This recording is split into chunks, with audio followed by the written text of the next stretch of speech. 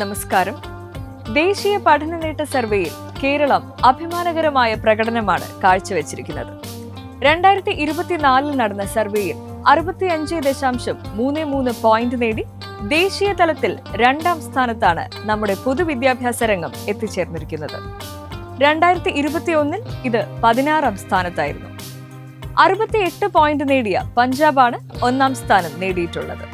NCERT syllabus പിന്തുടരുന്ന സംസ്ഥാനങ്ങളോട് മത്സരിച്ചാണ് കേരളത്തിന്റെ തനതായ സിലബസിൽ രാജ്യത്തിന് മാതൃകയായി കേരളം മാറിയിരിക്കുന്നത്. കേന്ദ്ര വിദ്യാഭ്യാസ മന്ത്രാലയം കഴിഞ്ഞ വർഷം നടത്തിയ ദേശീയ പഠന നേട്ട സർവേ, നാഷണൽ അച്ചീവ്മെന്റ് സർവേ നാസ് ഫലങ്ങൾ പുറത്തുവന്നപ്പോൾ കേരളം ദേശീയ തലത്തിൽ മികച്ച പ്രകടനമാണ് കാഴ്ചവെച്ചിരിക്കുന്നത്. നമ്മുടെ പൊതുവിദ്യാഭ്യാസ മേഖലയുടെ മികവിനും അധ്യാപകരുടെയും വിദ്യാർത്ഥികളുടെയും അർപ്പണബോധത്തിനും ലഭിച്ച അംഗീകാരം കൂടിയാണ് ഈ നേട്ടം.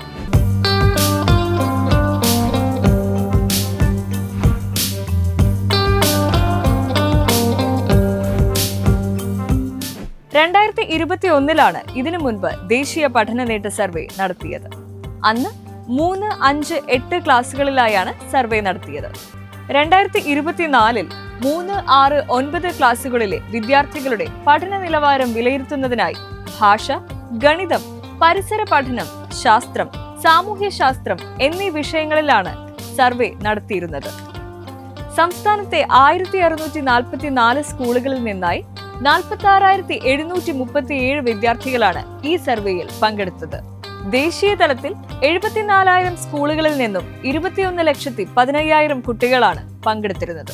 പൊതുവിദ്യാഭ്യാസ രംഗം മികവുറ്റതാക്കാനുള്ള കേരള സർക്കാരിന്റെ ശ്രമങ്ങൾക്കുള്ള അംഗീകാരം കൂടിയാണ് ദേശീയ പഠന നേട്ട സർവേ ഫലങ്ങൾ.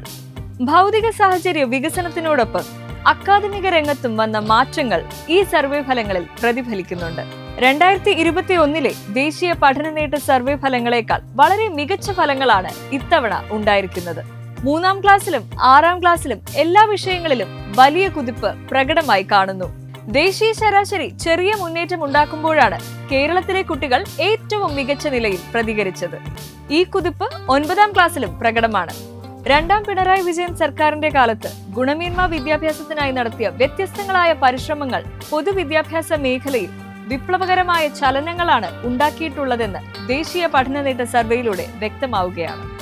അധ്യാപക പരിശീലനങ്ങൾ, പാഠ്യപദ്ധതി രൂപീകരണത്തിനായി നടത്തിയ ജനകീയ ചർച്ചകൾ, വിദ്യാർത്ഥികളുടെ പങ്കാളിത്തം, അധ്യാപകരെ സജ്ജമാക്കാൻ പരിശീലനങ്ങളിൽ വരുത്തിയ മാറ്റങ്ങൾ, പരിശീലനങ്ങളിലും ക്ലസ്റ്റർ പരിശീലനങ്ങളിലും എല്ലാ അധ്യാപകരെയും പങ്കെടുപ്പിക്കാൻ നടത്തിയ ശ്രമങ്ങൾ, മൂല്യനിർണയ രംഗത്ത് വരുത്തിയ മാറ്റങ്ങൾ, പഠന പിന്തുണ ആവശ്യമുള്ള കുട്ടികൾക്ക് നിരന്തരം പിന്തുണ നൽകിയത്, ഭരണനിർവഹണ രംഗത്ത് വരുത്തിയ മാറ്റങ്ങൾ, അധ്യാപകരുടെ കൃത്യസമയത്തെ നിയമനം, ഇവയുടെ എല്ലാം ഫലമായാണ് ഇത്തരം നേട്ടങ്ങൾ ഉണ്ടാക്കാൻ കഴിഞ്ഞത്.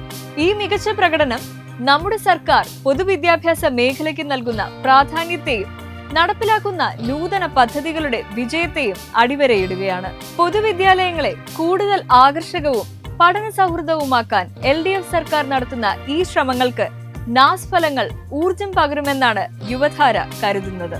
പൊതുവിദ്യാഭ്യാസവും പൊതുവിദ്യാലയങ്ങളും നമ്മുടെ നാടിന്റെ വളർച്ചയ്ക്ക് അടിസ്ഥാനമാകുന്ന ഘടകങ്ങളായതിനാൽ പ്രത്യേക പരിഗണനയും ശ്രദ്ധയും തുടരണമെന്നും യുവധാര അഭ്യർത്ഥിക്കുകയാണ്.